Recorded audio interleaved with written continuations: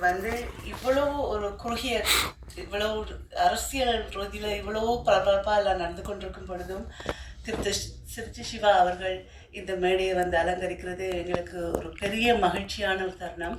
மிகவும் நன்றி உங்கள் வருவதற்கையா. திருச்சி சிவா சாரை பற்றி நான் சொல்ல தேவையில்லை, உங்கள் எல்லாருக்கும் அவரை பற்றி தெரியும். 2007ஆம் ஆண்டிலிருந்து ராஜ்யசபாவில் எங்களுடைய எம்பியாக தமிழ் மக்களின் சார்பில் எங்களுக்காக தன்னுடைய குரல் கொடுத்து எங்களின் தேவைகளை அங்கே பூர்த்தி செய்யறதுக்காக வாதாடி போராடி வரும் ஒரு நல்ல அரசியல்வாதி மட்டுமல்ல, ஒரு நல்ல மனிதன். எத்தனையோ நல்ல விடயங்களை அவர்கள் வந்து அங்கே பேசி நடாத்தி இருக்கின்றார். அதற்கு எல்லாருக்கும் முதல்ல ஒரு பெரிய நன்றி சொல்றதற்கு ஒரு கரகோஷம் கொடுத்துருக்குன்னு சொல்லி ஐயா, உங்களை பற்றி பேசுறதுக்கு எனக்கு வயசுல எனக்கு முதல்ல உங்களை மாதிரி தமிழே வராது. ஆனால் நான் உங்கள் மேலே எவ்வளோ அன்பும் பாசமும் கௌரவம் வச்சிருக்கேன்றது எனக்கு தெரியும். கடந்த 15 வருடங்களாக ஐயா எனக்கு ஒரு நலம் விரும்பி ஒரு நல்ல வெல்விஷர், என்ன ஒரு நல்ல கட்டத்திலையும் என்னோட பங்கெடுத்து நீங்கள் எங்கள் குடும்பம் மேலே வச்சிருக்கிற அன்புக்கும் பாசத்துக்கும் மிகவும் நன்றியை நான் சொல்லிக்கிறேன். இதில் வந்து அடுத்ததாக திரு சீனு ராமசாமி சார், அவங்க வந்து தேசிய அவார்ட்ஸ் வின் பண்ண இயக்குனர் மட்டுமல்ல, சிறந்த கவிஞர். அவருடைய பல புத்தகங்களை வெளியிட்டிருக்காரு. மேகங்களின் பேத்தி என்ற ஒரு புத்தகம் எனக்கு ரொம்ப ரொம்ப ரொம்ப பிடிக்கும் சார். ஸோ இவங்க பொன்னான நேரத்தை எங்களோட இன்றைக்கு கொண்டு இங்கே எங்களோட பகிர்ந்து கொள்வதற்கு ரொம்ப ரொம்ப நன்றி. நான் வந்து சுருக்கமாக இன்னைக்கு பேசிக்கிறேன், ஏன்னா எல்லாரும் கொஞ்சம் பிஸியாக இருக்கோம், கொஞ்சம் நிகழ்ச்சி ஆரம்பிக்க நேரம் ஆயிடுது. ஸோ அது மட்டுமல்ல, இன்னைக்கு திரு தீவான் அவர்கள் எங்களோட இணைந்திருக்கார். மிகவும் நன்றி மிஸ்டர் தீவான். என்னுடைய தோழி இயக்குனர் கேமராமேன் வைஷாலி அவர்கள் எங்களோட இங்கே வந்திருக்காங்க. மிகவும் நன்றி அம்மா. Mister Dakshinamurthy sir, he is from Bravo music. இவங்க வந்து பல படங்கள் தயாரிக்கிறதும் மியூசிக்ஸ் சேனல்ஸ் நடத்துகிறது அவங்க வேலை. அது மட்டுமில்லை, நான் அவரை வந்து ஒரு சின்ன கதை சொல்ல விரும்புகிறேன்.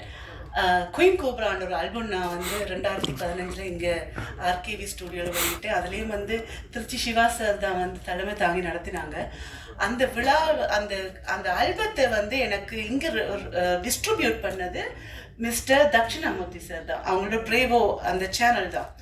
ஸோ அவங்கள வந்து மேடையில் கூப்பிட்டு வச்சு எனக்கு கௌரவப்படுத்துறதுக்கு அன்னைக்கு மறந்தும் போச்சு. ஏன்னா அவர் வந்து அவ்வளோ பிஸியாக இருந்து இந்த கடைசி நேரம் மட்டும் என்னுடைய சிடி எல்லாம் கொண்டு வரணும். அந்த காலத்தில் சிடி இருக்கும்ல, அதெல்லாம் கொண்டு வரணும். ஹி வாஸ் ஸோ பிஸி, அங்கே எங்கேயும் ஓடி தெரியுது. நான் அவரை மறந்தே போனேன். அப்புறமா தான் நிகழ்ச்சி நடந்துட்டு இருக்கு, அவர் மேடையில் கீழே இருக்காரு. எனக்கு சும்மா பதறி போச்சு மனம் ஒரு நிமிஷம். ஐ எம் ஸோ சாரி, நான் அது வேணும்னே பண்ணலை. இன்னைக்கு நான் உங்கள்கிட்ட அதை மன்னிப்பு கேட்டுக்கிறேன். வேணும்னு நான் இதை சொல்லணுன்றது தான் என்னுடைய ஒரு மெயின் நோக்கமாக இருந்துச்சு. ரொம்ப நன்றி. அந்த காலத்துலேருந்து எனக்கு எந்த இசைத்துறையிலையும் என்ன புத்தகம் தேவையோ எல்லாத்துலேயும் பக்கபலமாக இருக்கிறது தட்சிணாமூர்த்தி. Thank you so much.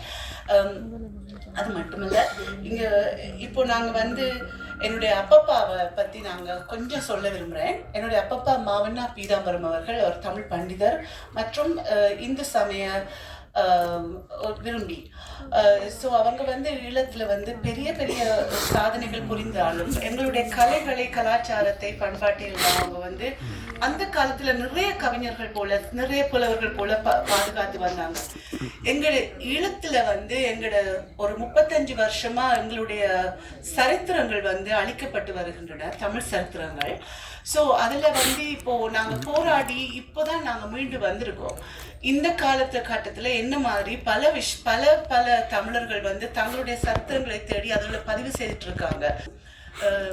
என்னுடைய அப்பப்பாவை பற்றி அந்த நினைவு மலரை ஒரு பதிவு செய்திருக்காங்க. அதில் தான் இந்த வந்து பிள்ளைப்பாட்டு கவிஞர் பீதாம்பரம் தமிழ்ச்சுடகன்ற அந்த புத்தகம். இந்த புத்தகம் வந்து ஒரு நினைவு மலராக இருந்தாலும் அதில் வந்து பெரிய விஷயங்கள் எல்லாம் இருக்குது. என்னுடைய அப்பப்பா வந்து ஒரு சுவாமி விபுலானந்தரின் முதலாவது மாணவர் என்றது மட்டுமல்ல, அதில் பல விஷயங்கள் பல சரித்திர விஷயங்கள் எல்லாம் அதில் அடங்கியிருக்கு. அதை நீங்கள் உங்களால் முடிந்த அளவுக்கு படித்து பாருங்கள். ஏன்னா இது வந்து எங்களுடைய சரித்திரத்தில் இலங்கையில் நடந்த ஒரு சரித்திரத்தில் ஒரு சின்ன ஒரு அங்கம் என்றாலும் நாங்கள் அதை பதிவு செய்ய வேண்டும். ஏன்னா ஒவ்வொரு சின்ன சின்ன சின்ன துண்டை எங்களை அழிச்சிட்டே வந்ததால் எங்களுக்கு அங்கே இது தமிழர் பூமி தானா என்ற ஒரு கேள்வியே கேட்டுக்கிற அளவுக்கு இப்போ இருக்கோம். ஸோ அது தமிழர் பூமி தான். ஆனால் நாங்கள் வந்து இந்த போராட நிறைய ஞாபகங்களை, நிறைய கலாச்சாரத்தை, நிறைய பண்பாட்டை, நிறைய உண்மைகளை அழித்து மறைத்து எங்களை ஒதுக்கி வைத்திருக்கின்றார்கள். அது இன்னும் நடந்துட்டு இருக்கு. ஆனால் எதிர்காலத்தில் அது வந்து இப்படிப்பட்ட புதிய புதிய பதிவுகளால் எங்களுடைய நெக்ஸ்ட் ஜெனரேஷனுக்கு, எங்களுடைய அடுத்த வாரிசுகளுக்கு நாங்கள் அதில் சொல்ல வேண்டும் என்று நான் தாழ்ந்து உங்களுடைய வேண்டிக் கொள்கின்றேன். அடுத்ததாக என்னுடைய அப்பா ஈழத்தமிழ் சிம்மன் எம்பி பரமேஷ், அவர் வந்து தன்னுடைய தமிழ் எல்லாத்தையும் கற்றுக்கிட்டது அப்போ பாட்டு தான். ஆனால் அது பிறக்கும்போது கலைஞர்கள் என்று சொல்லுவாங்க. நான் தலைக்கணத்தில் பேசுகிறேன்னு நினைக்காதீங்க. நாங்கள் கற்றுக்கொண்டு சில கலைகளை செய்யலாம்.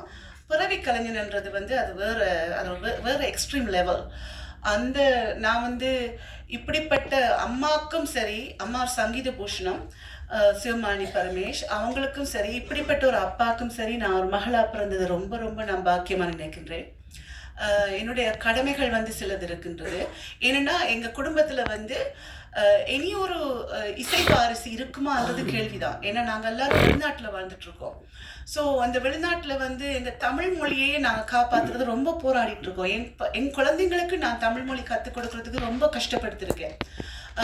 கொஞ்சம் கொஞ்சம் புரியும், அவங்களுக்கு பேச மாட்டாங்க. ஸோ இந்த கலாச்சாரம் பண்பாடு எல்லாம் அவங்களுக்கு கற்றுக்கொள்றதுக்கு வாய்ப்பே இல்லை. இனி அவங்க வந்து திருமணம் பண்ண போகிறது வந்து எங்கள் தமிழ் பெண்களான்றது அதெல்லாம் கேள்விக்குறிதான். ஸோ இது என்னுடைய குடும்பத்தில் வரும் கடைசி வாரிசு நான். ஈழத்து மன்னனின் எம்பி பரமேஷின் கடைசி வாரிசு நான் தான். ஸோ அதனால நான் வந்து இது என்னுடைய ஒரு பெரிய பொறுப்பாக வச்சுருந்தேன். என் அப்பாவை இங்கே வந்து மரியாதை கொடுத்து அவருக்கு நல்ல கௌரவம் கொடுக்கணுமென்ற ஒரு ஆசை தான் இந்த விழா. அதான் அவங்க சொல்லியிருந்தாங்க முப்பெரும் விழான்னு சொல்லி. அப்பா எழுதின புத்தகம், நான் வந்து அப்பாவுக்கு செய்கிற கௌரவம். நான் மட்டுமில்லை, என்னுடைய சகோதரங்கள் எல்லாரும் ஜெர்மனியில் இருக்காங்க, பார்த்துட்டு இருக்காங்க. அவங்க எல்லாரும் சேர்ந்து நாங்கள் செய்கிற ஒரு பெரிய கௌரவம் எங்களுடைய அப்பாவுக்கும் எங்களுடைய அம்மாவுக்கும். எங்களுடைய அம்மா இறந்துட்டாங்க. அவங்க ஆசீர்வாதத்தில் எல்லாம் நடந்துட்டு இருக்குன்றதை வந்து நான் வந்து உறுதியாக நம்புகின்றேன். இதில் வந்து எனக்கு கிடைச்ச பெருமை என்னன்னு சொன்னால், இந்த தாய்க்கும் ஈழத்தமிழ் சிம்மன் எம்பி பரமேஷ் அவர்களுக்கும் ஒரு மகளாக பிறந்து என்னையும் வந்து ஒரு பெண் என்று சொல்லி அடக்காம, எனக்கு எப்போ இசையில் ஆர்வம் வந்துச்சோ பண்ணிக்கோன்னு சொல்லி விட்டுட்டாங்க. ஸோ அதை என்னை கட்டுப்படுத்தி இருந்தால் நான் வந்து தொடர்ந்து இது பண்ணியிருக்க மாட்டேன். அதுக்கு நான் முதல்ல என்னுடைய அப்பாவுக்கும் நன்றி சொல்லிக்கிறேன். அதே மாதிரி என்னுடைய அம்மா, அவங்க வந்து இப்போ எங்கள் கூட இல்லை என்றாலும் அவங்க வார்த்தைகள் தான் என்னை வந்து எப்பவும் வளர்த்துட்டு வழிநடத்திட்டு வந்திருக்கு. நன்றியம்மா, நீங்கள் எங்கே இருந்தாலும் உங்கள் ஆசீர்வாதம் எங்களுக்கு வேணும். அடுத்ததாக சின்ன ஒரு விஷயம் நான் சொல்ல விரும்புகிறேன். ஈழத்து கலைஞர்கள் என்று சொன்னால் நாங்கள் வந்து ரொம்ப கஷ்டத்தில், அதாவது ரொம்ப பாடுபடுவோம். அவங்களுடைய முயற்சிகளை எல்லாம், படைப்புகளை வெளியில் கொண்டு வர்றதுக்கு, எல்லாத்தையும் நடத்துறதுக்கு, ஒரு அங்கீகாரம் பெறுவதற்கு நாங்கள் ரொம்ப ரொம்ப ரொம்ப கஷ்டப்படுவோம். ஏன்னா இங்கே நீங்கள் ஒரு சிஸ்டம் வச்சுருக்கீங்க. ஒரு ப்ரொடியூசர் இருப்பார், ஒரு டைரக்டர் இருப்பார், ஒரு ஆர்டிஸ்ட் இருப்பாங்க, நடிக்க வருவாங்க. அது இவங்க தான்ற ஒரு அமைப்பு இருக்குது. எங்கள் ஈழத்தில் வந்து அது உருவாகும் முதல்லே எங்களுக்கு போர் வந்து எல்லாத்தையும் அழிச்சிடுச்சு. ஸோ இப்போ கூட நாங்கள் எங்கள் யங்ஸ்டர்ஸ் வந்து ஒரு படம் எடுத்தாலோ இல்லாட்டி ஒரு பாடலை செய்தாலோ அந்த 64 கலைகளும் மட்டும் சொல்லுவாங்கல்ல, அதை வந்து ஒருத்தர் இல்லாட்டி 2 பேர் சேர்த்துருப்பாங்க. அதாவது நீங்கள் வந்து ஒரு டிரெக்டர்ன்னு சொல்கிறது, அவர் எங்கள் இயக்குனர் வந்து இயக்குனராகவும் இருப்பாங்க, அதே சமயம் ஆடைகள் ஹேர் ஸ்டைலிஸ்டாக இருப்பாங்க, ஆடைகள் எடுத்து கொடுப்பாங்க. அந்த துறைகள் எல்லாத்தையும் வந்து ஒருத்தன் கவனிக்க வேண்டிய ஒரு கட்டாயம் இருக்கும். ஏன்னா எங்களுக்கு அதனால் வருமானம் இல்லை. ஸோ இந்த போட்டி இருக்குல்ல, இந்த ஈழத்து கலைகள் இந்திய கலைகள் என்ற போட்டியை நாங்கள் எப்பவும் கம்பேர் பண்ணக்கூடாது. அதாவது ஒரு ஈழத்து படத்தை விட ஒரு இந்தியன் படம் எப்பவும் நல்லா தான் இருக்கும். ஏன்னா நீங்கள் எங்களுக்கெல்லாம் மூத்தவங்க, நீங்கள் சொல்கிறது தான் நாங்கள் பார்த்து கற்றுட்டு வர்றோம்.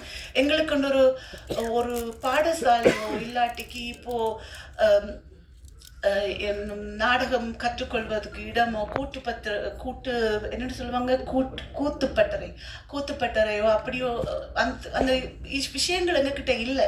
ஸோ நீங்கள் வந்து இங்கே இருக்கிற மக்கள் எங்களுக்கு அதை கற்றுக் கொடுங்க. அதாவது கலைஞர்கள் இந்திய கலைஞர்கள் நாங்கள் எடுக்கிறது, இந்திய கலைஞர்கள் யாரும் கண்டாலும் ஈழத்து கலைஞர்கள் சொல்லி வந்தால் அவங்களுக்கு கற்றுக் கொடுங்க, அவங்கள உங்களோட சேர்த்துக்குங்க, எங்களை முன்னுக்கு வர வைங்க. நாங்கள் வந்து அடுத்த ஜெனரேஷனில் நிச்சயமாக அவங்க எப்படியாவது கஷ்டப்பட்டு முன்னுக்கு வந்துடுவாங்கன்னு நம்பிக்கை எனக்கு இருக்குது. ஆனால் உங்களை பார்த்து தான் நாங்கள் வளர்ந்துட்டு வர்றோம். ஸோ அது என்னுடைய சின்ன ஒரு வேண்டுகோள். எங்களை ஒதுக்காமல் நீங்கள் உங்களை இணைச்சி பார்த்தீங்கன்னா நாங்களும் அது. ஏன்னா நாங்கள் வந்து வேறு நாடு என்றாலும் ஒரே ரத்தம், நாங்கள் தமிழர்கள், நாங்கள் ஒன்று கூடி ஏதாவது ஒரு வழியில் நாங்கள் இது வந்து செய்யணும்னு விரும்புகிறேன். மற்றது நான் வேகமாக இந்த பேச்சை முடிச்சுக்கிறதுக்காக ஆசைப்படுறேன். என்னுடைய கணவர் பிரபாகரன் அமெரிக்காவில் இப்போ என் குழந்தைங்களை பார்த்துட்ருக்காரு. அவங்களுக்கு 14-16 வயசும். Thank you so much. என்னை வந்து என்னுடைய அப்பாவோட என்னுடைய கனவை இங்கே நிறைவேற்ற வைக்கிறதுக்காக ரொம்ப ரொம்ப நன்றி. ஒவ்வொரு ஆண்ட வெற்றிக்கும் பிறகு பின்னாடியும் ஒரு பொண்ணு இருப்பாங்கன்னு சொல்லுவாங்க. என்னை பொறுத்தவரையில் ஒரு பெண்ணின் வெற்றிக்கு பின்னாடியும் ஒரு ஆண் இருக்கணும். அது என் கணவர் சரியாக சேர்த்துட்டு வர்றாருன்னு நான் நினைக்கிறேன். ரொம்ப ரொம்ப நன்றி Karan. I love you so much. I love you Krish. I love you Karthik. உங்கள் அனைவரின் வரவுக்குமாக நான் ரொம்ப ரொம்ப ரொம்ப நன்றி கடமைப்பட்டிருக்கேன். அடுத்ததாக மிஸ் கவிதா அவங்கள வந்து தொடர்ந்து இந்த நிகழ்ச்சியை நடாத்துவதற்கு வேண்டுகிறேன். நன்றி.